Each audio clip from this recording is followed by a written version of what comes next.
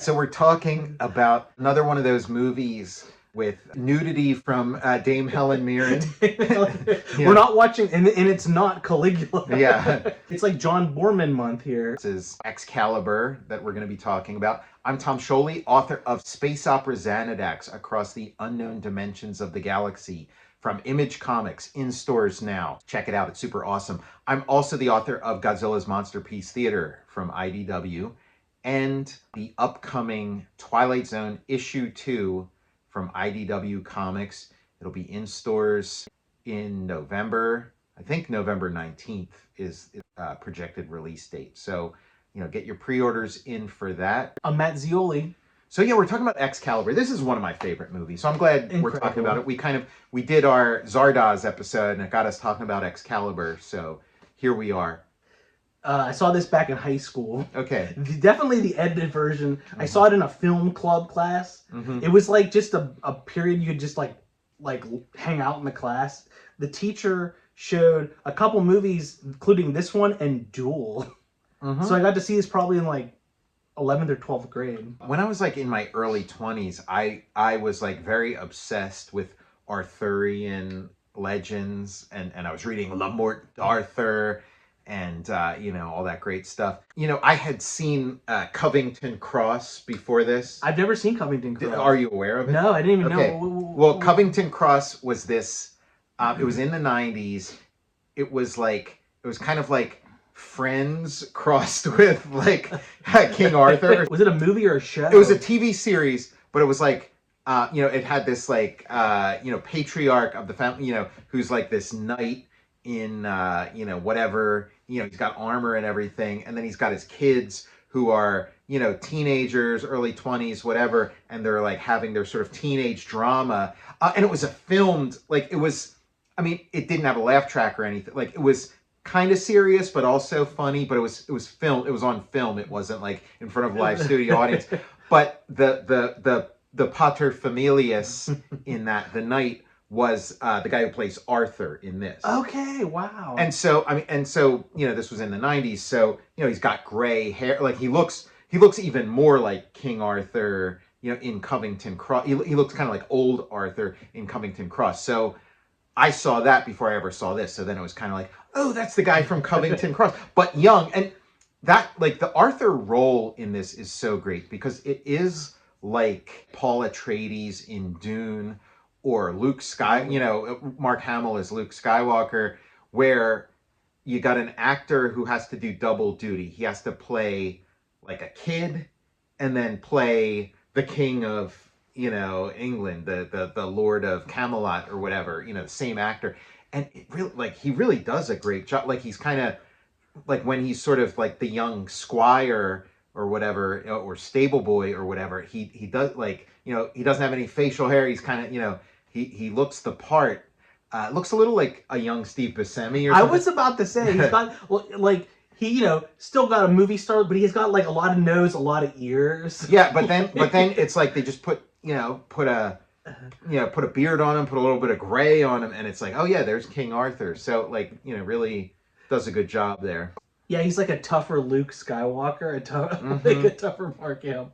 Whatever you get obsessed with, it's like, oh, this is what George Lucas ripped off of Star Wars. Because again, Star Wars, it does have like so many elements of so many different things. So like I read Dune and I'm like, oh, this is where George Lucas got Star Wars. But then this is kind of like, the Thomas Mallory's book, Le Morte d'Arthur, that Darth Vader, Darthur, and, and it is sort of like father against son, which again, when you view it through that way, like Star Wars gets a little more interesting because then it, like, Star Wars, if you view it through an Arthurian lens, it makes Luke Skywalker as Mordred. And so that's kind of a very interesting way of viewing Luke Skywalker, but again, it's a mix and match and mishmash of all these different things. Is that there's the round table.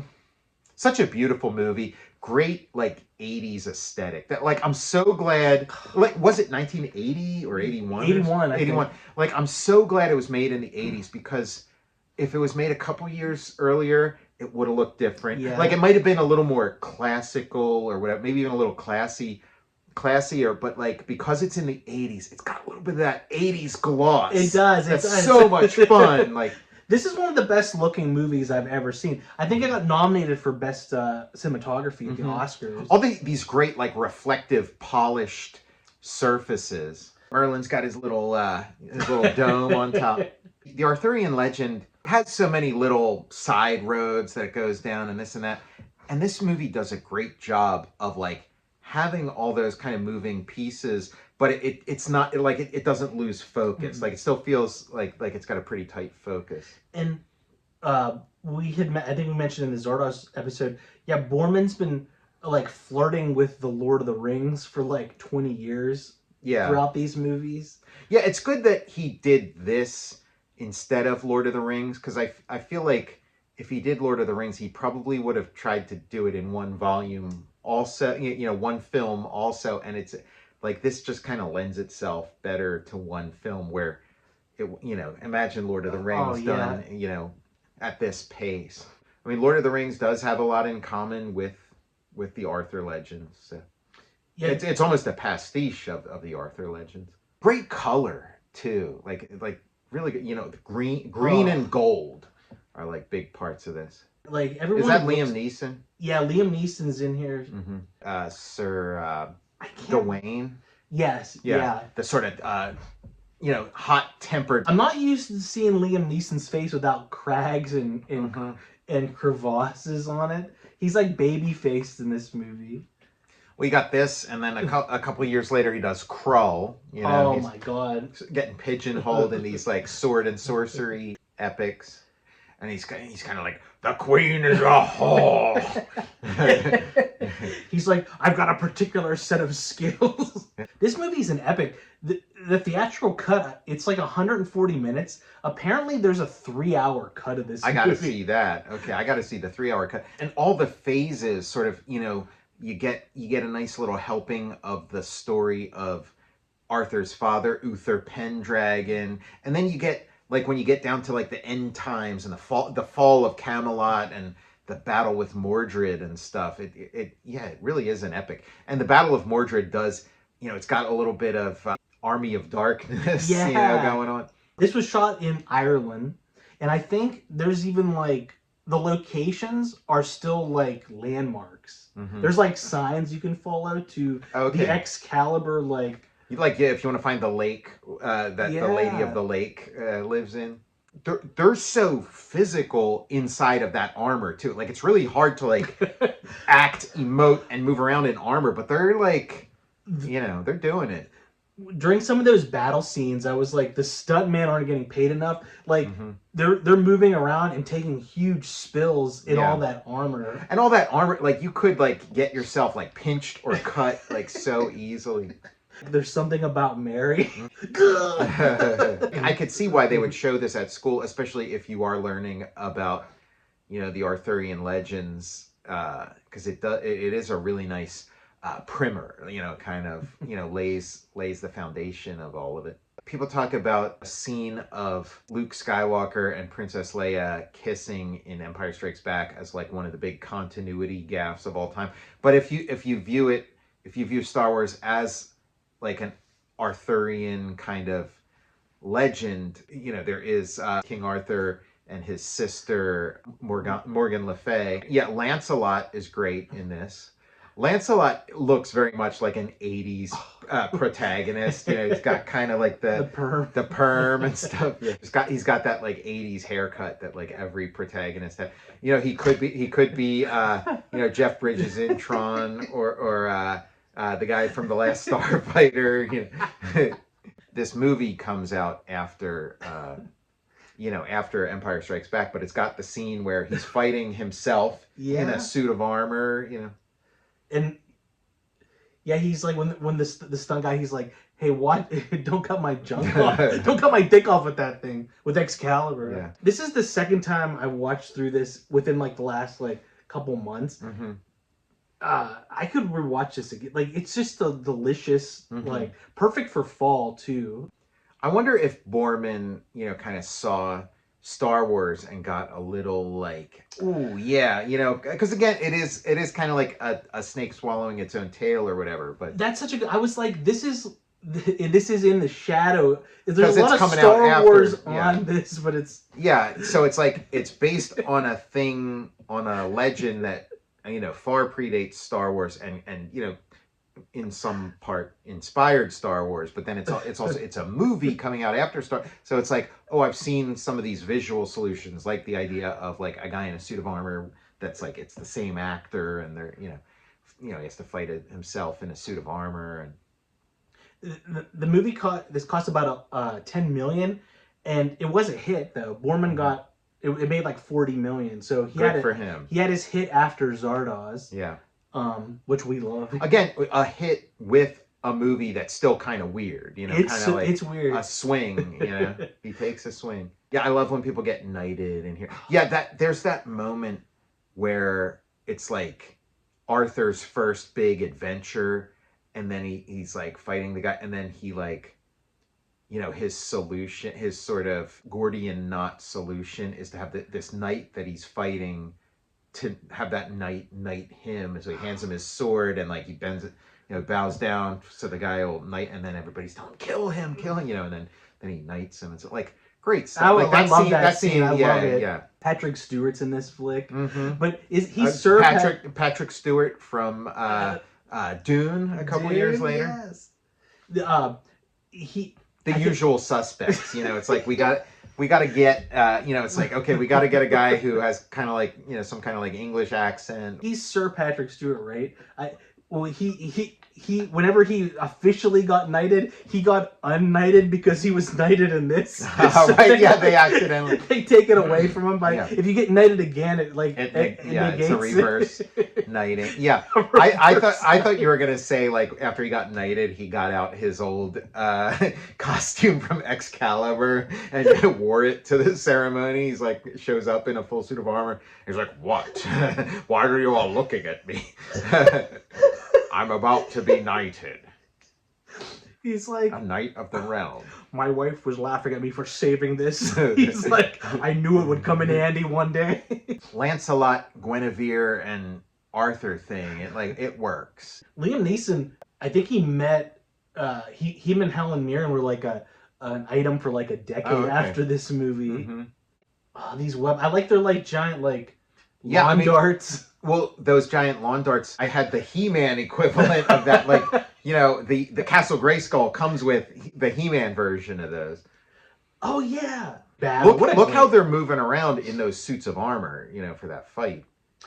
How did I not notice that giant golden dragon in the background? That's. I mean, they're doing like Jeet Kune Do in these suits of armor. Jeet Kune Do. I was gonna call it. It's Bruce Lee's. I was gonna call it Bruce Springsteen. Yeah, Bruce Springsteen's martial art. Jeet Kune Do. Yeah. See, now he picked up like a dumbbell. Now he's gonna fight him. It's like action, adventure, and all this kind of stuff. But it's got like a mystical element too, which I think like Star Wars has, and people sometimes forget with Star Wars that it's got, it's got like a, life after death kind of thing and mysticism and stuff. Because sometimes people are like, oh, why did they do that in Star Wars and this, and it's like, well, there's some magic going on too.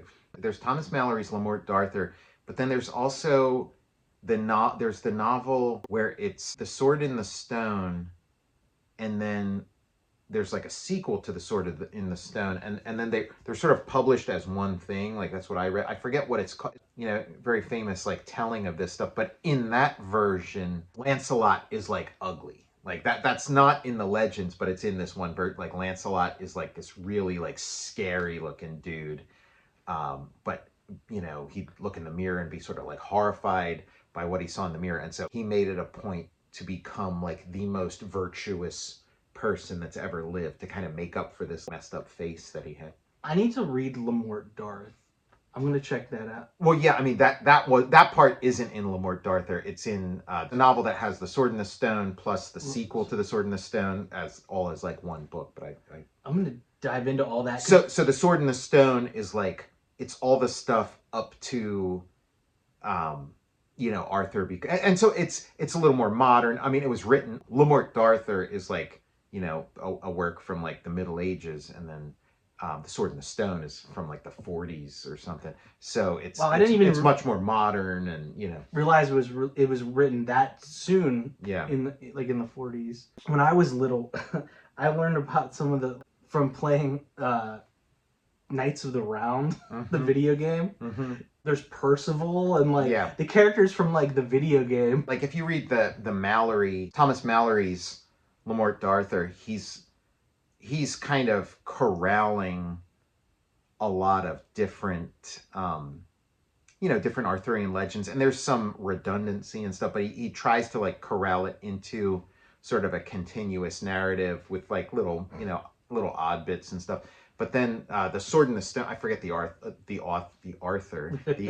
of the Sword and the Stone, but he does it even more so. He tightens it up even more into a this kind of linear narrative, and of course gives it some humor and some irony, and sort of it's like a modern twist. Merlin's so great in this, and again like Zardoz, Merlin, it feels like he's breaking the fourth wall somewhat. There's never a scene where he's looking at spiking the camera or something like Zardoz does, but he is there's just something about his performance and his energy or whatever that feels like this is a guy who's not part of this world, which fits the Merlin character. And the Sword and the Stone, this isn't in the Thomas Mallory stuff, but in the Sword and the Stone, it has the idea that Merlin is born in the future and ages backwards. So that's why he's such an oddball and doesn't quite fit in this era. A lot of moss. Yeah, Ireland has a lot of peat moss. That's where they also filmed Zardoz. All the stuff with Mordred is so great too. The funny thing is they reversed the legend, the big fight between Arthur and Mordred.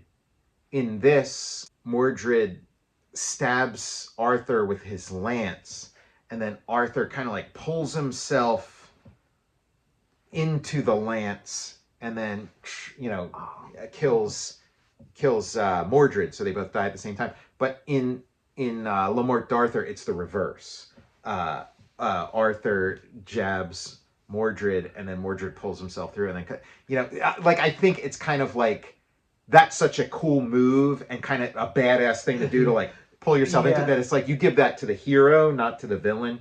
But again, Star Wars is almost as if you're telling the Arthur story with Mordred as the hero, which kind of makes sense because Mordred, Arthur is a character of a bygone age, and then Mordred is sort of the modern character. Mordred is the dangerous youth. It's kind of this sort of disrespectful, dangerous youth. So somebody like Lucas, coming out of the 60s and things, if he was putting any conscious thought into it, it would probably make sense that, let's tell the Arthur legend, but we'll make Mordred the hero, because Mordred is kind of, for Lucas's generation, the sort of rebellious youth is the hero, and this sort of old guard, are the, quote unquote villains or whatever. When you read the Mallory, all of these figures are so, flawed and conflicted that I don't think Mallory is expecting you to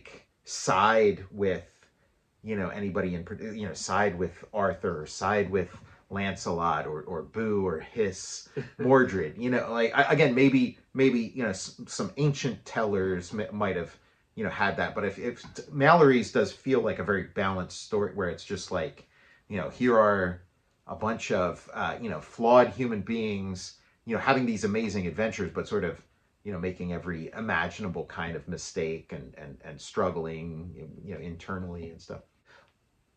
Yeah, this is the cave of time or whatever that Merlin gets trapped in. Basically, I think Merlin gets trapped forever in here, in the legends, and then that maybe there's some future moment where Merlin's gonna defrost or whatever, come out. The Arthur legend, the way the Arthur legend ends is that Arthur will come back. Arthur will rise again. When England needs him most, he'll rise again. And so a bunch of different books and comics and all kinds of things have been built on that premise of him coming back. Him coming back, yeah. John Borman's still with us. That's awesome. Yeah. What's he up to? I mean, I guess he's not making movies anymore. He's early 90s. Okay. I mean, Clint Eastwood, I think, was directing movies at like 95. Yeah.